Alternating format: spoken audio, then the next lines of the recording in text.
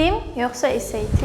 DİM yalnız lokal universitetlərə qəbul üçündür. Qəbul prosesi mərkəzləşdirilmişdir və 5 ixtisasla məhdudlaşır. SAT isə beynəlxalq səviyyədə tanınır, heç bir ixtisas fərqi olmadan. Məhz və verbuldan imtahan verərək təkcə bir imtahanla Türkiyə, Avropa, Amerika və adaya müraciət edə bilərsiniz. DİM fən biliklərinə əsaslanır və əzbərləmə tələb edir. SAT isə analitik düşünməyə və problem həll etməyə əsaslanır. SAT nəticəsi ilə yüksək bal toplayan tələbələr asanlıqla təqaüd qazanırlar.